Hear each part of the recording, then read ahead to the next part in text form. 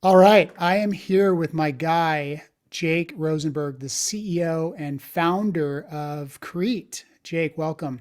Thanks for having me. Well, hey, so anybody out there that doesn't know what Krete is yet, maybe you can just take a second and help people understand the company. Sure. So it's a skincare company for guys. I started it because I had a ski accident in 2017. I had to deal with a big scar on my nose. Walked into a Sephora. I was like, all right, there's going to be 3 or 4 products in here that are going to be great. There's no way for me to find them. The sales lady is saying words like beautify and contour. There's 8,000 products. It smells like rose petals in the corner. And like someone just sprayed me with a perfume in my face that I don't know what it is. It was just not a it was not an experience that was built for guys. It's kind of like Disneyland for girls, with makeup and cosmetics and things. And so I thought, okay, well, once I found these couple of products, I said, okay, well, if there was a way to just sell them to guys, like what brand would I have liked that would have spoken to me about a pretty serious thing, a big scar on my face?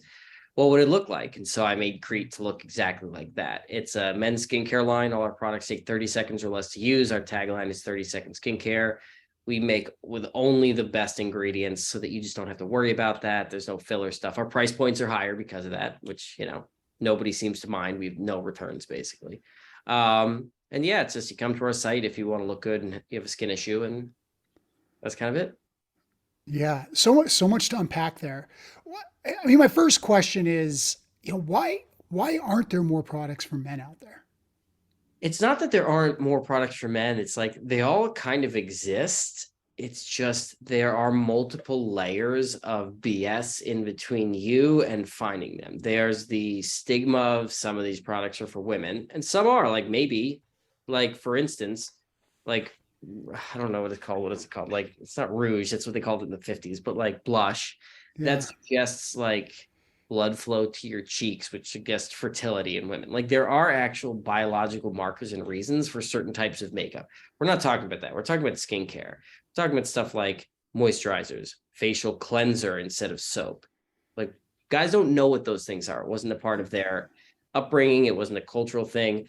There's too much chemistry and craziness behind it. They're sold in stores like Sephora, which are overtly not designed for men. They're designed for women who want to go and shop and they like it. It's their sport. It's like going to like a sporting goods store as a guy and you played basketball, you played football, you played baseball. You like know what the equipment is. Imagine if a girl who never played any of those sports and never watched and walked in, she'd have no idea. So that's kind of the metaphor I make. It's like I walk into a Sephora even with a skincare company and I'm like, I don't know what 90% of this stuff is.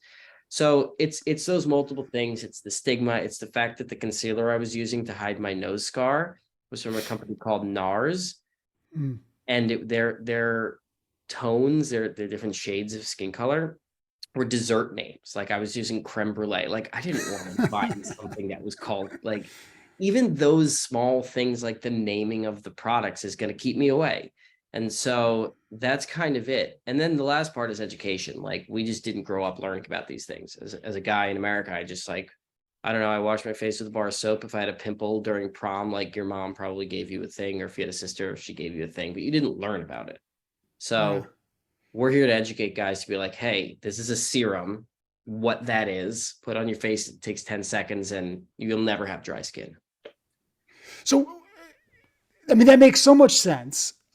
You have this idea. It's how a lot of entrepreneurial journeys start, where it wasn't necessarily like, let me see how I can think about starting a company that's gonna like make me rich. It's more of actually I have a problem or I have a need. I'm looking at the market. The market's not met. If this product existed, it would be better for me. Why don't I go ahead and do this? And I know you got a background in entrepreneurial, being an entrepreneur, really starting, I guess, since you were in high school. Where do you start? Like, I mean, there's a lot involved here, right? This Yeah, isn't, yeah, there is. yeah, Where you start is trying to understand the business. So the first thing is it a good market and are the customers going to be good? And so I thought, okay, well, and the product as well. Men's skincare, what does that even look like? Well, do I need to be super innovative with the formulas? No, they need to be better than what's out there. Okay, but let's say that's 20% better. The messaging, okay, how like I just think I have compelling messaging because if I was speaking to myself or a friend, there were some conversations I had with friends before I had the idea to start Crete where I had concealer and they had a pimple and we were going to like a party or an event or something. And and I was like, I had to convince them, dude, just put this on your face. And once they put it on, I saw them go, oh my God, I need to buy this stuff. And I saw that 2 or 3 times with friends, and they were so resistant to concealer. And then they tried, and they were like, "These guys are athletes, they're normal dudes, monster dude." And like that's why they were so resistant. But once they tried, they're like, "Dude, my pimple's like gone," and they went to the party at the time of their life. So I saw a couple things like that. So I knew the emotional part of like, if we can educate guys, if we can just nail the messaging, the product itself, I looked into super high margin, low regulation. This thing is not expensive to ship. We ship everything from Southern California. The manufacturing of it can be done in Southern California, which nothing gets built here. Skincare, like 40% of it in America gets made in like in Los Angeles, a very business unfriendly location. It's all made here. Why? Because the margins are so good and the complex chemistry, you need a high level of quality assurance. So you want to be able to inspect it.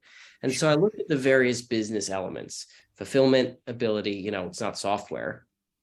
So if it's a physical good, you have to ship it. Okay, well, how expensive is it to ship this versus something cheaper that's larger?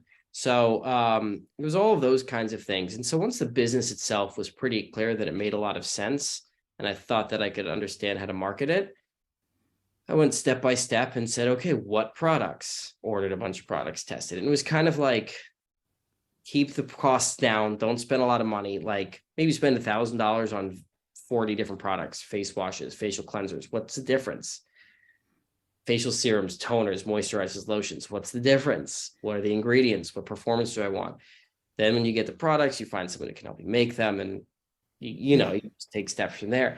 It was a very systematic process, but like I never would have gotten to the next level if I never would have ordered products had I not thought the business was good. I never would have thought the business was good, except if the regulation and margins were good. So you kind You really start at like the unit economics side of things, and then you start moving up there into moving into product and the yeah, I brand. mean, Yeah. if this was the kind of business where I had to be a McDonald's, where I had to be selling billions of a year, or I was in Old Spice where you're selling $1 deodorant and you have to get in every retail store. So that's not our business. Yeah. Old Spice has some skincare for guys now, so does Dollar Shave Clubs. They're not the same type of business. We're a higher margin, lower volume business. So we sell direct to consumer, we sell on Amazon. It's an e-commerce thing. We can afford to give you free shipping because we have better margins. So for Yeah. us, I make all the rules. We don't have to deal with Target's rules. Yeah.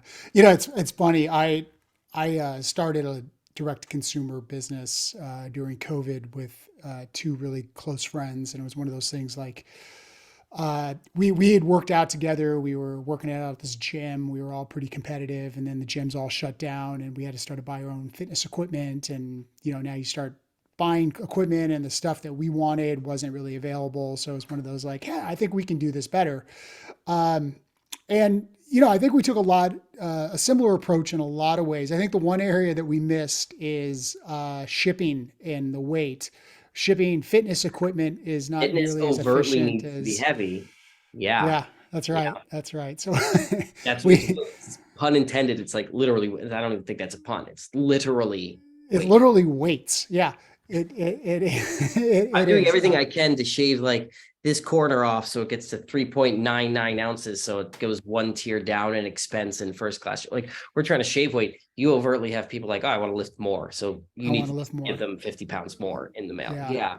Shipping is So That's a thing to look at. I mean, gym equipment also, there's one rule that I have with every single product, or especially if I'm making it for myself, but for companies I'm advising for too, it is you need a fast win.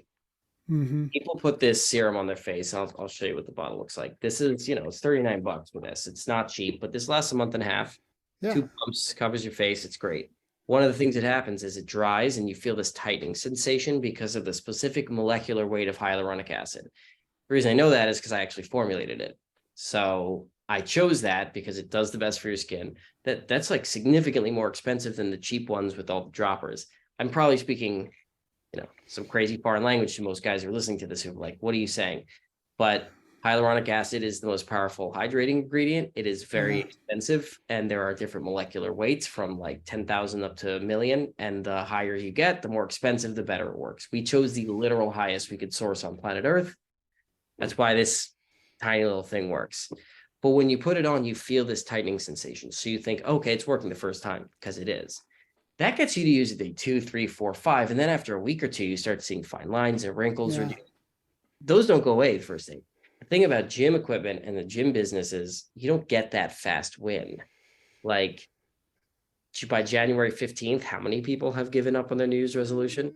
So Yeah. that's the issues with fitness companies is, man, you got to get people to commit. Peloton did a decent job because they got people with the content, and they got people to actually like the content, and so people would kind of go on because of the community and effort. But yeah, we design all of our products to make you feel like it's working because Yeah. it's the first time. Yeah. A friend of mine is the co-founder of Premier Protein. So if you've ever been to a Costco and they got those like little like boxed protein shakes that are everywhere and they got bar, he Yeah. founded that company. Yeah. So, and he sold it for $1 bazillion and he's done pretty well for himself. But his whole entire career has been in supplements and nutrition. We were having a conversation about a lot of pre-workouts. And what they do with pre-workouts is they put a ton of niacin in there. Yeah. And there isn't a lot of necessarily like benefit to the niacin itself. I mean, it opens up blood flow, but what it does do is it flushes, you get flushed. It causes a flush of blood and you start feeling this like prickly, tingly feeling all over your body. So even though it's like a creatine kind of caffeine type of thing, that flush feeling that you get from taking the pre-workout makes people think the product's working.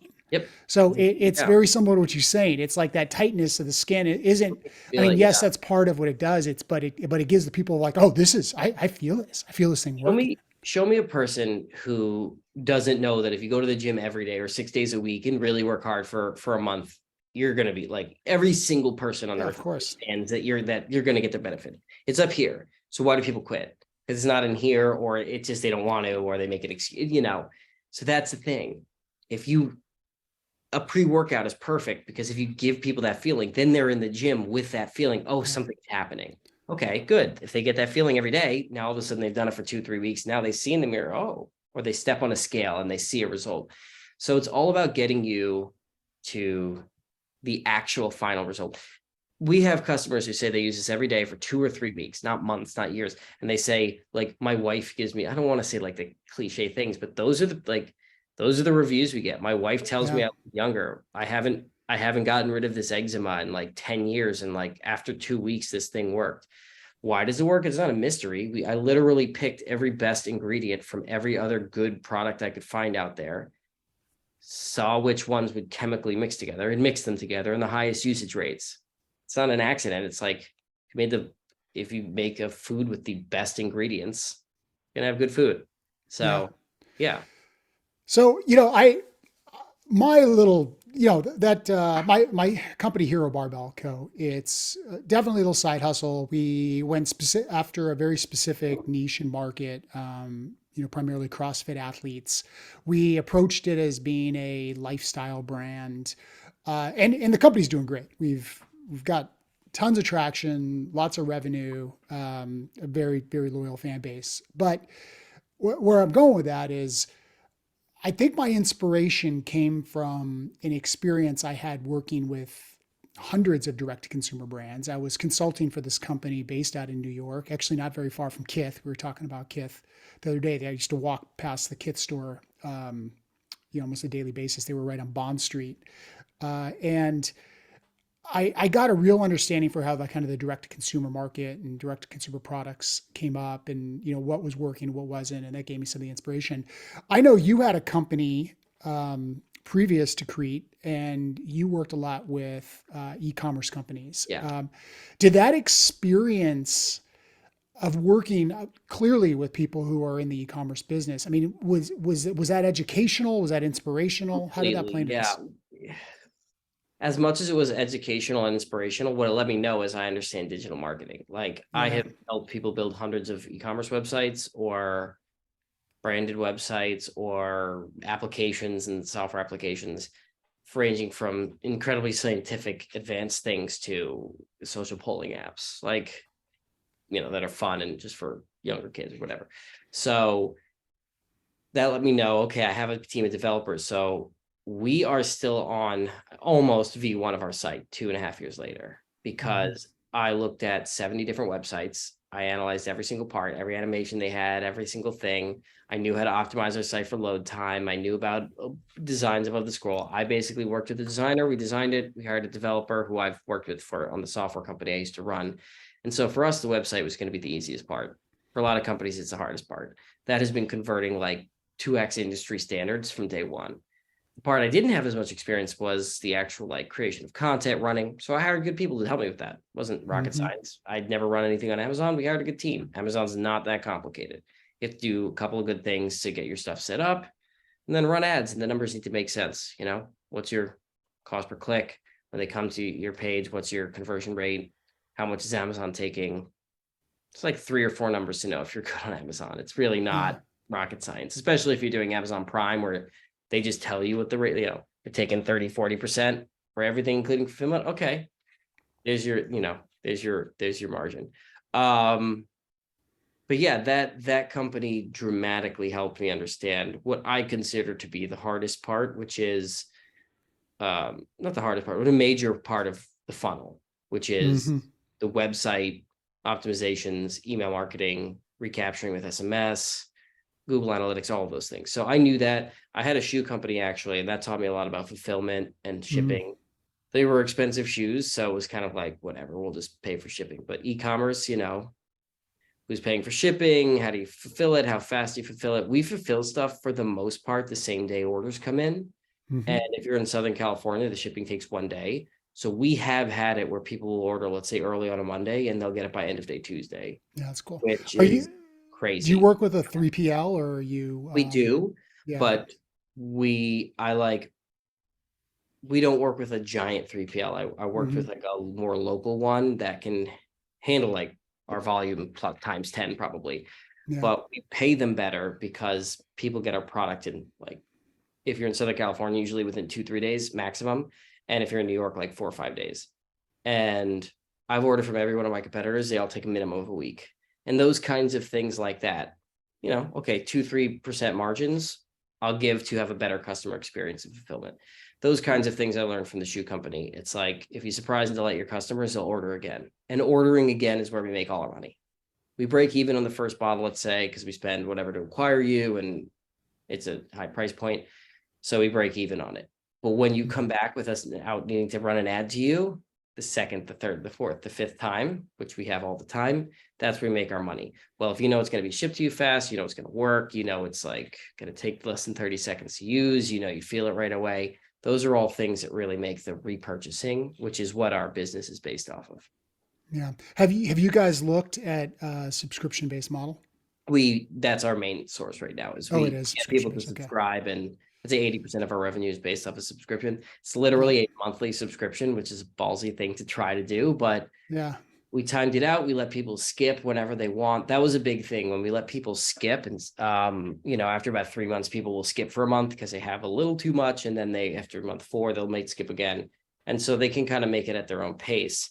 But again, having a subscription is just like we understand how much we're going to make after 6 months, 12 months. Gives us the freedom to grow and scale because it's a lot more predictable. Yeah. Yeah. I mean, look, the direct to consumer business is so tough. And first of all, there's relatively low barriers to entry, right? I mean, there are like you can go on Alibaba and you can buy some products, or you could even do some kind of drop ship and you create a store on Amazon, and all of a sudden, you're like, hey, I'm in business, and then you could try to buy some Google ads and all those types of things, right? But the people who do it right, and I would say you're definitely one of those people to do it right. It's this combination of so many disciplines, right? Mhm. Because you mentioned the digital marketing side is so big, it's so important to be able to get your return on ad spend numbers where they need to be, and think about that aspect of the click funnels and follow up and the tech side of it, of using different tools, so abandoned carts and follow up and retargeting, like all that. But then there's like the brand side of Yeah.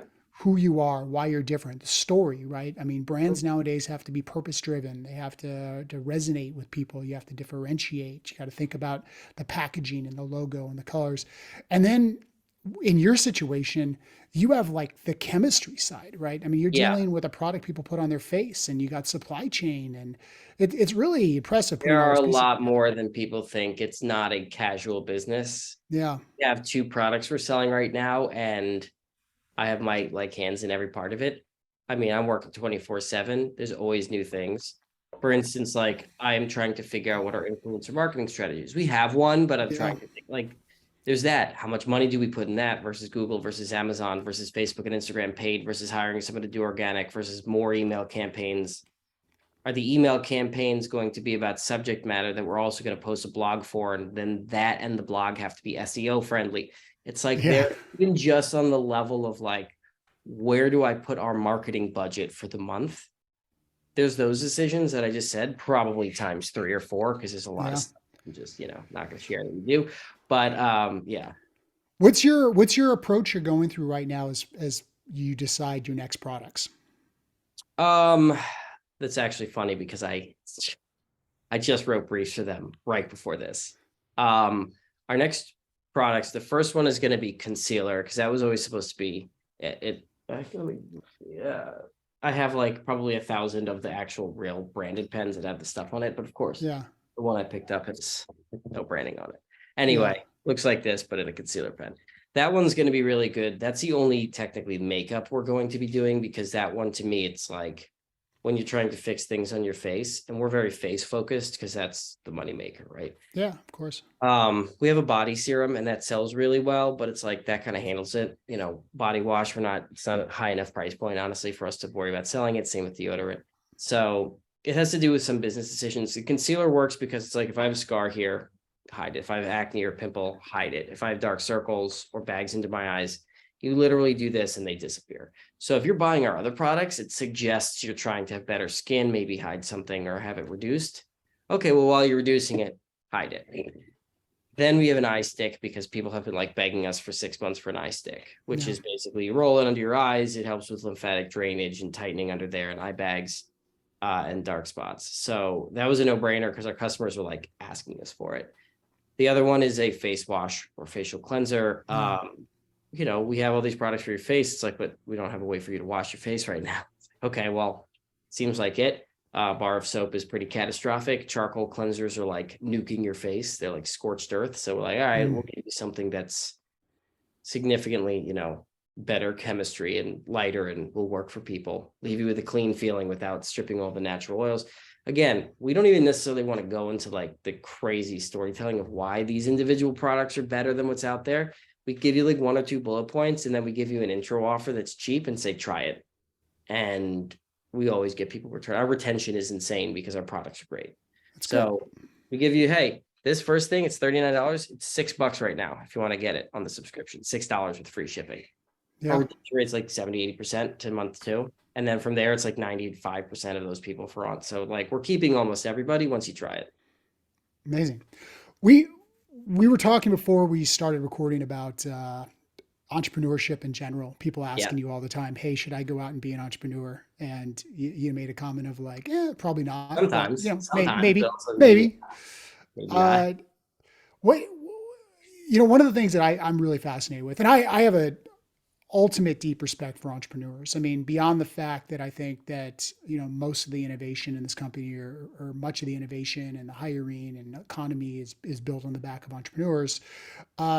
I just the mindset that's involved in the risk taking and in the Yeah. ability to persevere and overcome difficult obstacles and obviously build companies. I have a lot of respect for people that are able to do that.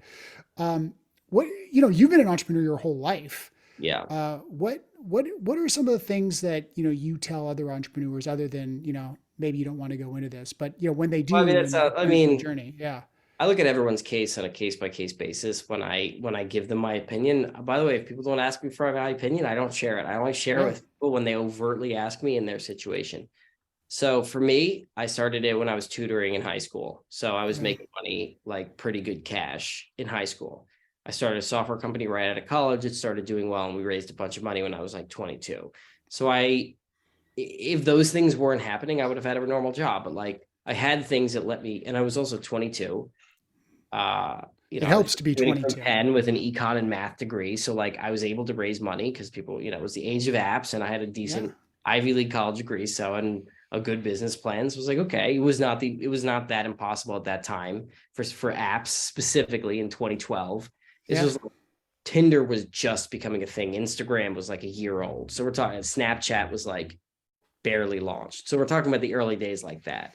So Yeah. if you And you had pedigree, as you yeah, said, exactly. So I you're an fit into Ivy that League mold. guy So and for me, the story worked for investors. I raised money. And once you raise money and then you make a company that makes money, it's like, okay. So for me, I had the early success that allowed me to do it. And then from that, I had enough success and money in the bank to be able to spend 3 or 4 years making a skincare company that I invested in hmm fully self-fund. I'm fully self-funding Krete, which is not common, but I'm in a position to be able to do that. If I had a family, right? If I let's say I had a 9 to 5 right now. Most of my friends who want to start businesses, even with the same pedigree and whatever, some got better grades than me, doesn't really matter. They're in their 30s, they have a kid or two. They're like, okay, I really finally want to live my dream and start this fintech company or whatever. And I'm like, okay, well, now you're 32, 33, 34. Now you have 2 kids. Now you have a wife who's staying at home and taking care of the kids. Now we're like, you're immediately going to go from your earning income at your job to that stops and you put money in. So it's like a double negative. And so unless you crushed it at your job and you're fine to take a couple years and put money into something instead of earning, also you're not going to see your kids as much. Like there are some realities of an entrepreneurship. Like I don't have kids, I've done well at other things, so I have the financial flexibility to do it, and I'm still working 24/7 and stressed and trying to get a work-life balance. It's still like not easy. So there are definitely realities of the situation in which, you know having said that, some people are destined for it, and working a 9 to 5 is soul crushing. Other people's security is all they like, and there is no security in my job. There, the customers, a lot of people like to tell me I'm my own boss, and I'm like, that's ridiculous. They're like, yeah. but you don't have investors. I'm like, no, the customers are my boss because they tell me if they're going to buy or not buy my stuff. Without them, Yeah. I don't have a business. So I do have someone I owe something to, aka a good product, a good message. I owe them what they're paying me for. So we all have a boss in some way, and sometimes customers are not the easiest boss. Yeah, no, it's funny you say that. I started my first company right out of college too, and it was in this is early days of the internet, like early 2000s, and it ended up having some success there. Sold that company, and made some money, but I was actually took the opposite approach. I was ready to go work in bigger Yeah. companies, right, and get more big company experience. So I took a little bit of time off, but then I started to interview and try to find roles. I was getting recruited and these types of things. I remember I was in this interview. I still remember this. And this recruiter, she's a young kid, and she's like, "Tell me a time where you had a disagreement with your boss and how you handled it." And I had never had a boss. I started my company right out of college.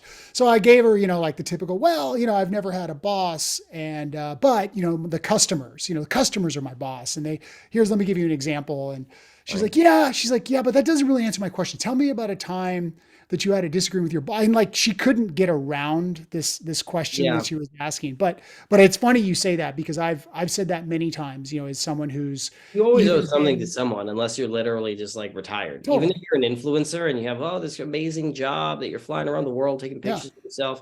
Yeah, always your somebody. your followers are the ones you owe good content to. The second you stop making good content for them, they ignore you. They Yeah, and unfollow you you. mentioned investors. I mean, if you start a Yep. company and you bring in outside money, it's like, oh, you got a boss. Believe You me. got a boss. So the Yeah. only way you How don't much? have a boss is if you're not building anything or doing anything. Like if I'm building a Yeah, house for myself, maybe I'm my own boss in that case. yeah, that's Running it, fair. but like that's not a business. So if you have a business, you have a boss. It's your customers, it's your investors, or it's your actual boss. Yeah, no, I agree. So how, have you?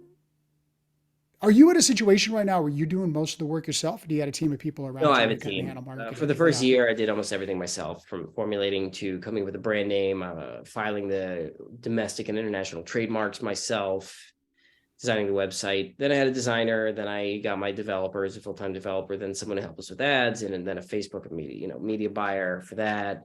Now we have Google and Amazon teams and an email person and a photographer. Like a lot of it is built, but I also build it where it's all kind of like uh as needed. Some of the people are full-time and some are as needed. Like the Amazon team is an outside firm Yeah. that, because it's Amazon, it's pretty cookie cutter. We knew our products were going to be amazing on it because of our metrics from our Shopify store, like Yeah. no returns. We already offer free shipping. So like Amazon Prime free shipping is like not a crazy thing for us to Hmm. offer. We're already making money while offering free shipping. If anything, Amazon's a little cheaper because it's already kind of built in. Do you do your Amazon fulfillment through your own 3PL or are you doing FBA? No, we do FBA. The Yeah. funny thing is it's the same 3PL also does Is our it? Okay. so it's like they manage our Shopify and they also manage our like Amazon, which is great because when Amazon we actually ended up listing and we got so many reviews so quickly, which we were not expecting. We got like 53 reviews in like first 2-3 weeks, which is like, oh, what this takes brand 6 months to get. So we got them so fast that we ended up like listing pretty well in searches in Amazon Yeah. before doing ads. And we did like a couple $1,000s in sales.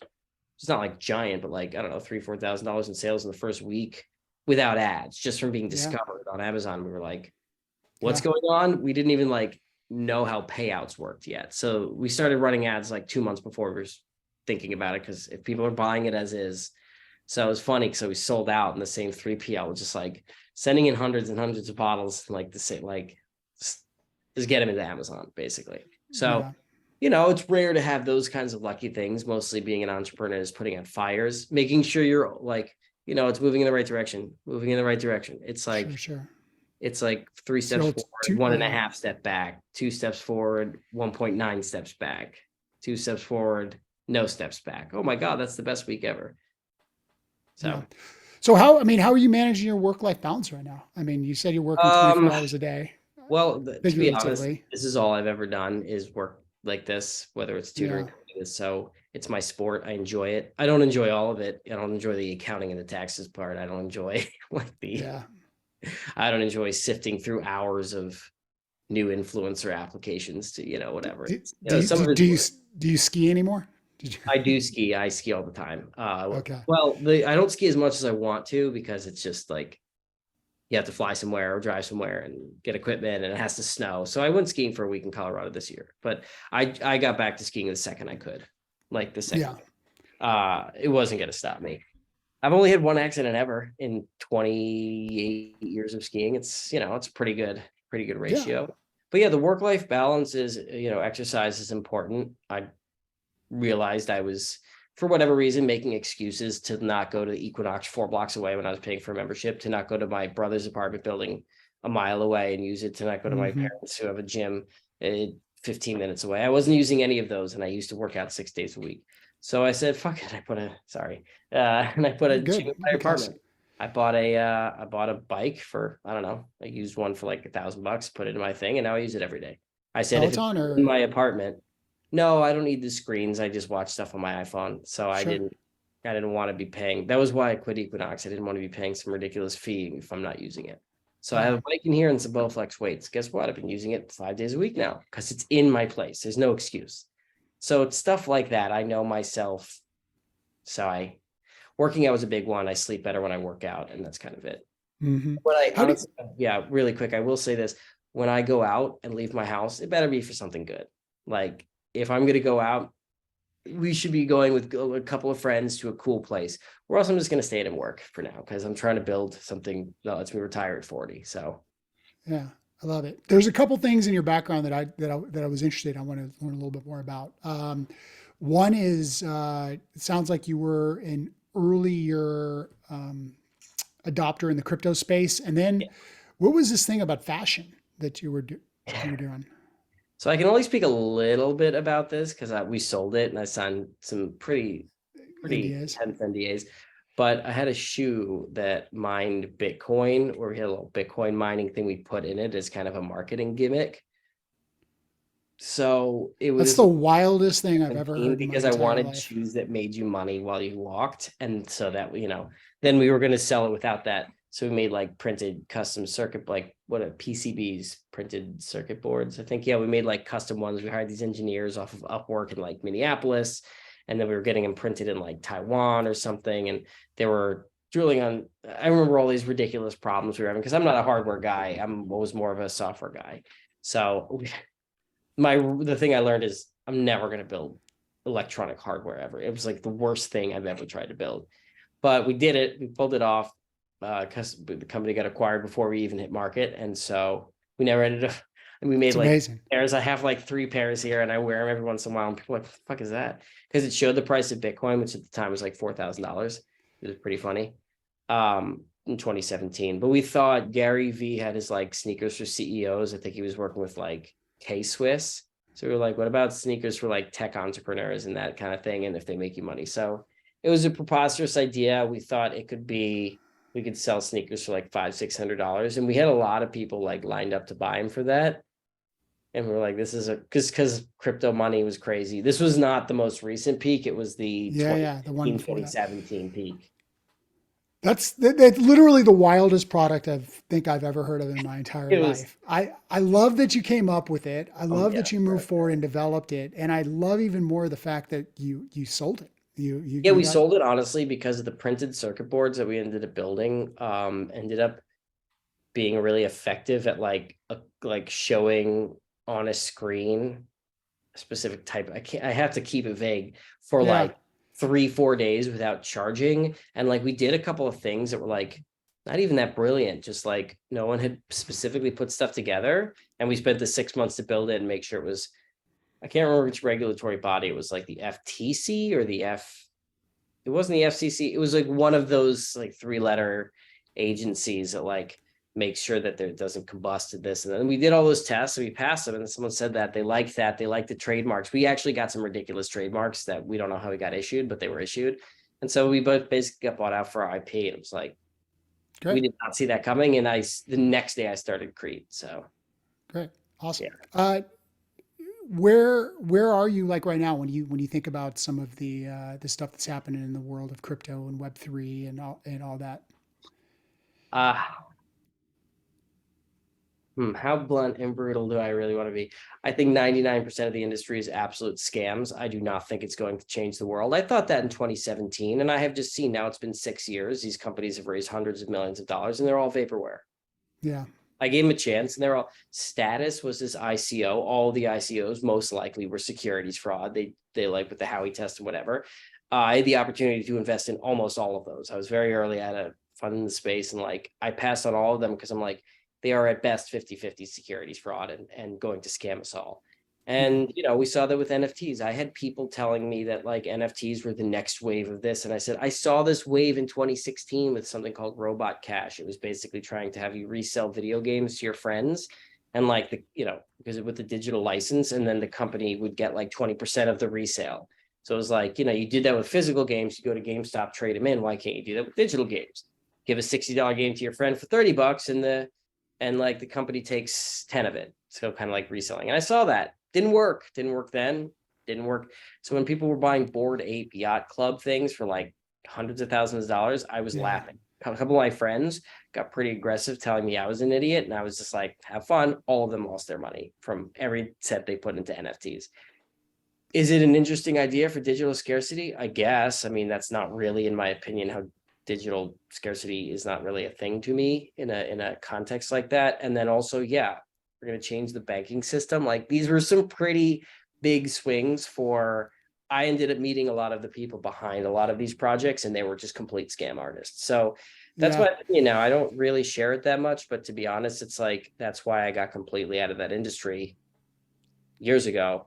I mean, the shoes were a cool thing, but after that, I had some investments in it, but I sold them a while ago because honestly, and like almost everything I sold is down 90 to 95% because I don't know. What do you use Bitcoin for? Well, I've been hearing now for 7, 8, 9, 10 years, like Bitcoin's the next money. Who's using it? You can't go to the grocery store and buy something with it. Yeah, I mean it's interesting. I mean, I agree on a lot of what you said, especially the sort of NFT craze, and I mean the ICOs especially was so ridiculous, right? I mean, if you really want to break it down, like there's a utility aspect of Ethereum, for instance, right? Like the point of Is there? Well, what I do mean you there is built on it? I'm there just saying, absolutely is.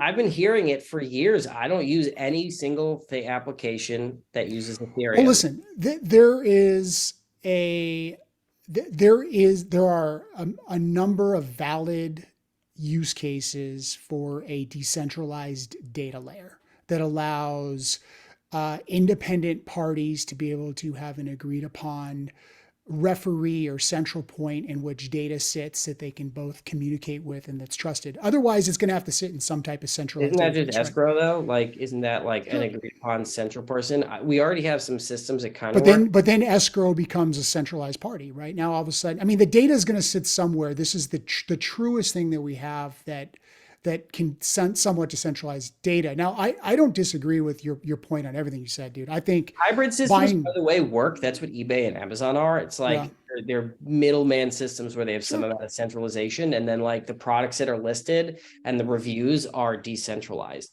The issue with like complete decentralization is that like sometimes things just don't get done. Like if you want an update, you have to have this crazy agreement on like remember sharding and all these like crazy things they tried to get with Ethereum, and like the the developers couldn't agree, so it just didn't. And then they forked and all this stuff. And one of the other issues that no one ever really talks about with blockchain is what happens if data is entered wrong, incorrectly, like happens with Equifax or one of these companies. Like they can potentially fix it. And that it's immutable on the blockchain. Also, is everything being completely out in the open and fully auditable?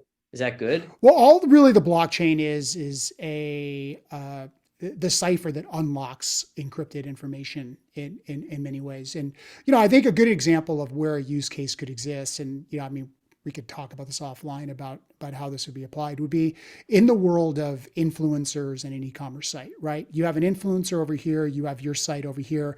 Maybe that influencer has a one-to-many relationship as they're working with a number of brands, and you have a one-to-many relationship as you're working with a number of different influencers.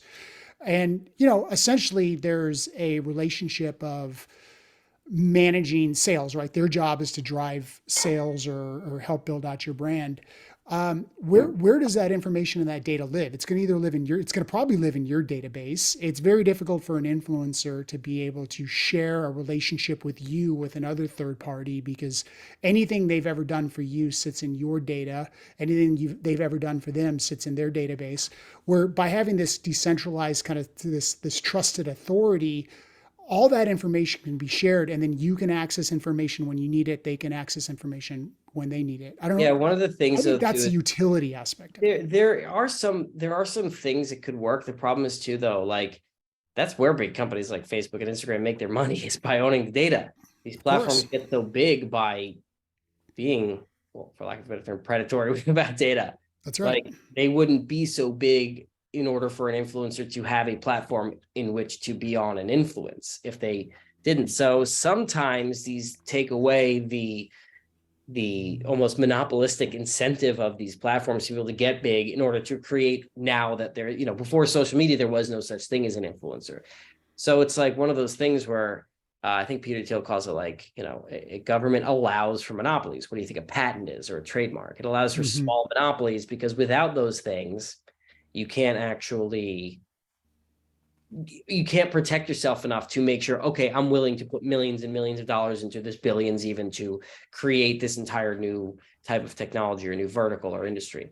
And so that's one of the issues. It's like I've seen, where are the everything from the ICOs? Like, where are they? They raised hundreds of millions of dollars. It's been 6 years. Software doesn't take that much to build. You got Chat GPT coming out of nowhere and it like Mm-hmm. revolutionized the world. In like a week, it got millions of downloads, right? Or Sure. something Yeah. crazy.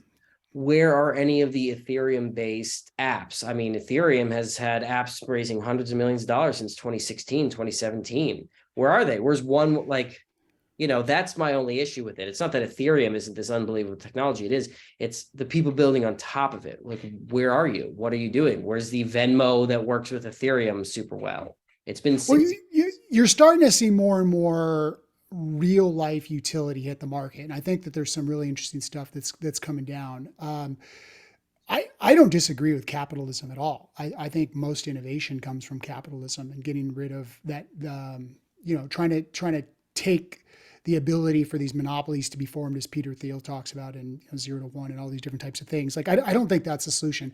All I'm trying to say is that I think that not just philosophically, but I think fundamentally there is real opportunity to leverage a decentralized data structure. And that's all it is. It's a technical consideration more than it is Yeah. anything I else. like the fairness element that you see in, like, let's say the NBA, it's almost getting out of hand. The players used to have no power. Now I think they have almost too much power.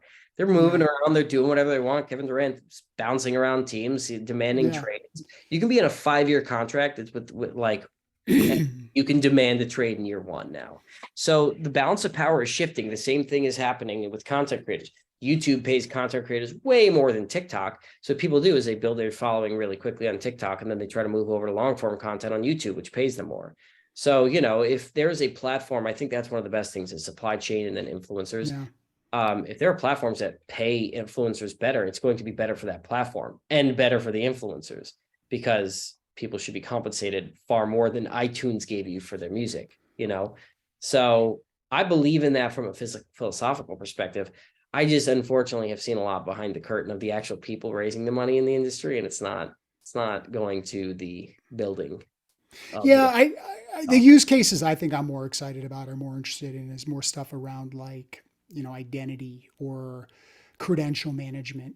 Something like, look, we can post anything on LinkedIn, right? I mean, there's nothing stopping me. I could say that I went to oh Penn, yeah, like, but I think that there's opportunities where Penn could potentially authentication. um, Yeah. yeah, provide you with essentially an NFT. I mean, it's not an NFT like a Bored Ape where it's like Yeah, no, that's when like that's when the actual technology is useful, is and authentication that's in what supply chain, right? Especially with fake goods.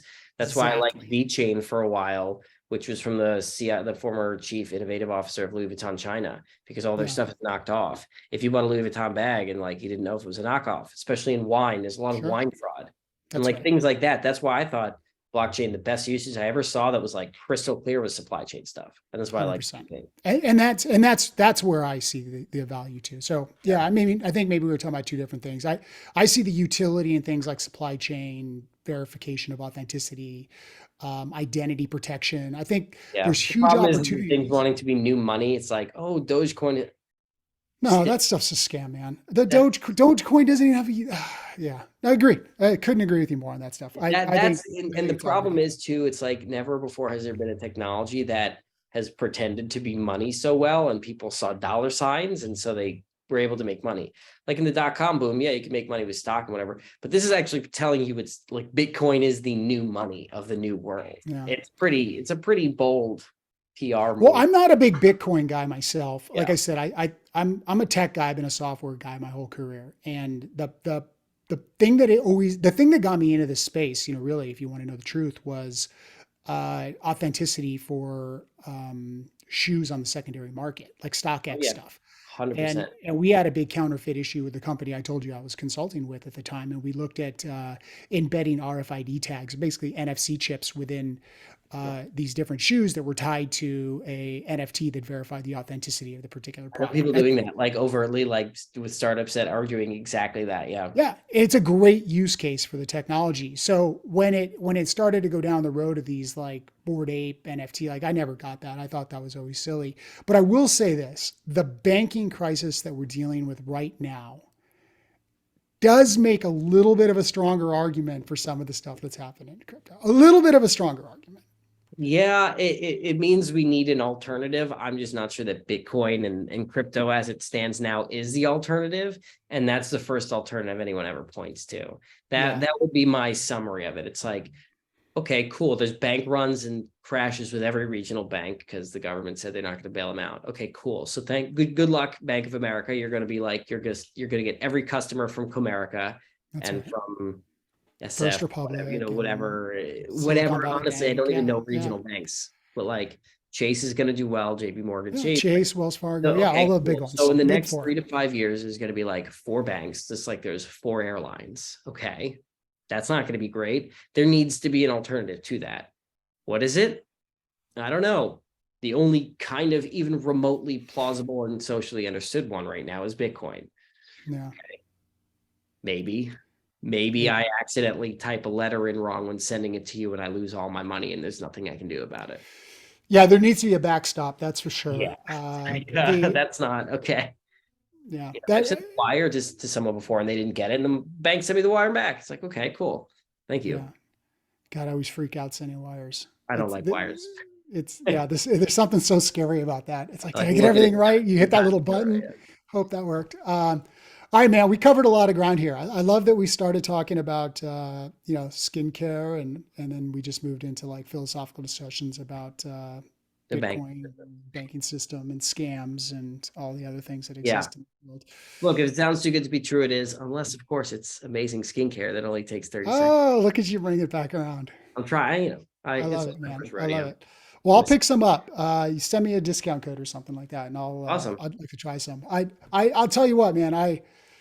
I'm probably from the generation of well, I'm not that old, but I'm old enough that like guys didn't do a lot of facial stuff, and now you kind of getting older, and you're like, damn, I gotta. Look, man, I'm still from that generation. I'm turning 32 in 2 months. Sorry, turning 33 in 2 months. Yeah, I'm from the generation that grew up without internet. I watched like VHS tapes and TV where there were only a few channels. Like really? Okay. I'm in that bridge gap. I had a cell phone in like high school, but not before. There were no Wow. iPads and iPhones until college and later. So I'm in that interesting thing where like I remember growing up in the 90s and they were like boys' toys and they'd be like a car and a gun and a thing. And like then there would Hmm. be Barbies for the girls and makeup and stuff. Like it was very segmented. Honestly, I call this a utility product. You put this on your face and your skin looks better and you look good. There's nothing male Yeah. or female or masculine or feminine about it. It's like you get a haircut, you shave. It's like put this on your face, you look better. I don't see the reason to not do it. All right. Crete.club. Crete.club. I love it. All right, man. I'll include all the links in the show notes. It was good talking, man. I appreciate you Absolutely, you man. sharing the story. It's fun. Yeah.